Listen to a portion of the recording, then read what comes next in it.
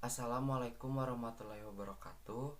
Perkenalkan, saya Rio Ramanugraha dan teman saya Rapsi Firdausa dari kelompok 10 akan membahas mengenai tugas dan kewenangan khusus dari Good Corporate Governance. Awal munculnya konsep corporate governance ini dikarenakan adanya tuntutan publik terhadap perusahaan yang bersih, jujur, dan bertanggung jawab. Masalah corporate governance ini semakin menjadi perhatian publik setelah terjadinya krisis finansial pada pertengahan tahun 1997.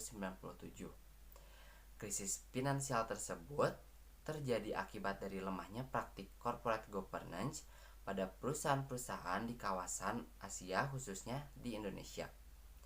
Sebagai contoh lemahnya praktik corporate governance adalah skandal penyelewengan keuangan yang dilakukan oleh salah satu BUMN yang diduga melaksanakan rekayasa laporan keuangan di mana ditemukannya kelebihan pencatatan atau pencatatan ganda, di mana direksi sebelumnya diduga melakukan rekayasa laporan keuangan dengan memasukkan proyeksi pendapatan atau proyeksi multi tahun ke depan sebagai pendapatan pada tahun tertentu.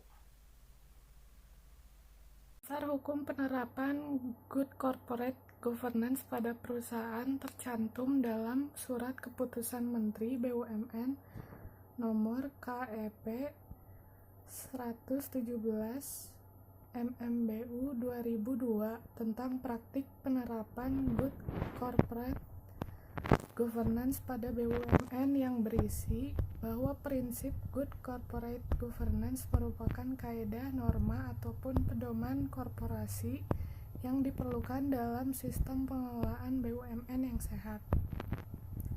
Bahwa prinsip Good Corporate Governance belum diterapkan sepenuhnya dalam lingkungan BUMN. Bahwa untuk lebih meningkatkan kinerja BUMN, pelaksanaan prinsip Good Corporate Governance perlu lebih dioptimalkan. Bahwa mengingat hal-hal tersebut di atas, dipandang perlu untuk menegaskan kembali penerapan prinsip Good Corporate Governance pada BUMN melalui penetapan Keputusan Menteri BUMN. Apa tujuan dari penerapan Good Corporate Governance pada BUMN? Tujuannya yaitu 1. Memaksimalkan nilai BUMN dengan cara meningkatkan prinsip keterbukaan, akuntabilitas, dapat dipercaya, bertanggung jawab, serta adil, agar perusahaan memiliki daya saing yang kuat baik secara nasional maupun internasional. Yang kedua, mendorong pengelolaan BUMN secara profesional, transparan dan efisien, serta memberdayakan fungsi dan meningkatkan kemandirian organ. Yang ketiga, yaitu mendorong agar organ dapat membuat keputusan dan menjalankan tindakan dilandasi nilai moral yang tinggi dan kepatuhan terhadap peraturan perundang-undangan yang berlaku, serta kesadaran akan adanya tanggung jawab sosial BUMN terhadap stakeholder maupun kelestarian lingkungan di sekitar BUMN. Yang keempat, yaitu meningkatkan kontribusi BUMN dalam perekonomian nasional. Yang kelima, yaitu meningkatkan iklim investasi nasional. Dan yang terakhir, yaitu mensukseskan program privatisasi. Komite Nasional Kebijakan Corporate Governance KNKG dibentuk pada tahun 1999 dengan nama Komite Nasional Kebijakan Corporate Governance, disingkat menjadi KNKCG, berdasarkan keputusan Menko Ekuin nomor KEP 31 M.Ekuin 08/1999. Pendirian KNKCG ditunjukkan untuk menyiapkan pedoman tata kelola korporasi yang baik Indonesia untuk sektor bisnis yang terus disesuaikan dengan perkembangan di level global. Tugas dan kewenangan dari organ perusahaan yaitu harus menjalankan fungsinya sesuai dengan ketentuan yang berlaku atas dasar prinsip bahwa masing-masing organ mempunyai independensi dalam melaksanakan tugas, fungsi, dan tanggung jawabnya semata-mata untuk kepentingan perusahaan. Apa saja yang termasuk ke dalam organ perusahaan? Yaitu 1. RUPS atau Rapat Umum Pemegang saham. RUPS sebagai organ perusahaan merupakan wadah bagi para pemegang saham untuk mengambil keputusan penting yang berkaitan dengan modal yang ditanamkan dalam perusahaan, dengan memperhatikan ketentuan anggaran dasar serta peraturan perundang-undangan. Keputusan yang diambil dalam RUPS harus didasarkan pada kepentingan usaha perusahaan dalam jangka panjang. Dewan Komisaris sebagai organ perusahaan bertugas dan bertanggung jawab secara kolektif untuk melakukan pengawasan dan memberikan nasihat kepada Dewan Direksi serta memastikan bahwa perusahaan melaksanakan good corporate governance. Namun demikian, Dewan Komisaris tidak boleh turut serta dalam mengambil keputusan operasional. Kedudukan masing-masing antara anggota Dewan Komisaris termasuk komisaris utama adalah setara. Tugas dan fungsi dari Dewan Komisaris yaitu 1.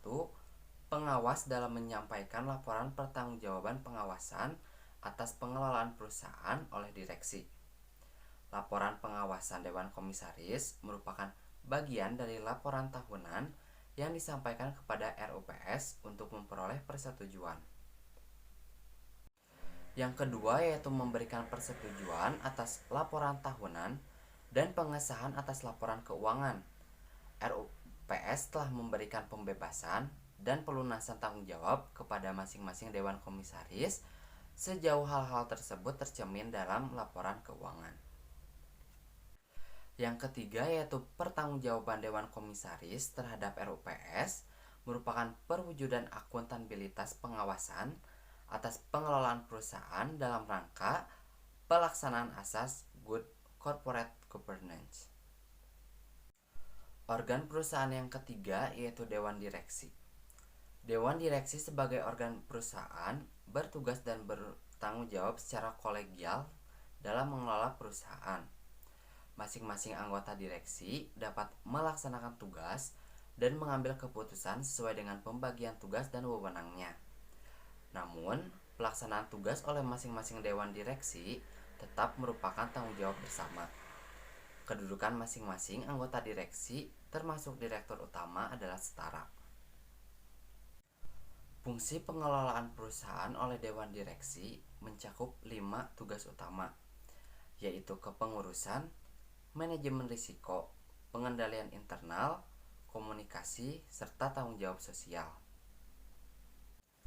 Organ perusahaan yang keempat yaitu pemegang saham. Pemegang saham sebagai pemilik modal memiliki hak dan tanggung jawab atas perusahaan sesuai dengan peraturan perundang-undangan dan anggaran dasar perusahaan. Sambungan dari slide sebelumnya yaitu kelima, pemangku kepentingan. Selain pemegang saham adalah mereka yang memiliki kepentingan terhadap perusahaan dan mereka yang terpengaruh secara langsung oleh keputusan strategis dan operasional perusahaan, yang antara lain terdiri dari karyawan, mitra bisnis, dan masyarakat, terutama sekitar tempat usaha perusahaan. Selain itu, terdapat juga organ perusahaan yang secara tidak langsung mempengaruhi perusahaan, yaitu karyawan di mana perusahaan harus menggunakan kemampuan bekerja dan kriteria yang terkait dengan sifat pekerjaan secara taat asas dalam mengambil keputusan mengenai penerimaan karyawan. Ada juga mitra bisnis, adalah pemasok, distributor, kreditur, debitur, dan pihak lainnya yang melakukan transaksi usaha dengan perusahaan. Perusahaan harus memiliki peraturan yang dapat menjamin dilaksanakannya hak dan kewajiban mitra bisnis sesuai dengan perjanjian dan peraturan perundang-undangan. Ada pula masyarakat serta pengguna produk dan jasa, di mana perusahaan harus memiliki peraturan yang dapat menjamin terjaganya keselarasan hubungan antara perusahaan dengan masyarakat sekitar, termasuk penerapan program kemitraan dan bina lingkungan. Perusahaan bertanggung jawab atas kualitas produk dan jasa yang dihasilkan, serta dampak negatif terhadap keselamatan pengguna. Berdasarkan presentasi yang telah kami uraikan sebelumnya, dapat ditarik kesimpulan bahwa tugas dan wewenang khusus organ perusahaan dalam rangka implementasi Good Corporate Governance adalah sebagai berikut. 1. Memberikan pandangan yang lebih objektif, independen, transparan, dan profesional, terutama dalam proses pengambilan keputusan oleh Dewan Komisaris, sehingga mendorong terciptanya iklim yang lebih objektif dan menempatkan kesetaraan di antara berbagai kepentingan, termasuk kepentingan perusahaan, kepentingan shareholders, dan kepentingan stakeholders. Yang kedua, menjalankan mekanisme check dan balance pada organ Dewan Komisaris sehingga kepentingan pemegang saham mayoritas yang diwakili komisaris non-independen tidak semata-mata mendominasi dalam proses pengambilan keputusan oleh Dewan Komisaris. Yang ketiga adalah memberdayakan tugas pengawasan dan pemberian nasihat oleh Dewan Komisaris kepada direksi agar dapat dilakukan secara lebih efektif dan lebih memberikan nilai tambah bagi perusahaan, yaitu dengan menjadi ketua komite audit pada perusahaan publik non-perbankan dan ketua komite audit, komite remunerasi dan nominasi, serta ketua komite monitoring risiko pada perusahaan publik yang bergerak pada bidang usaha perbankan. Sekian presentasi dari kelompok 10. Mohon maaf apabila ada kesalahan. Wassalamualaikum warahmatullahi wabarakatuh.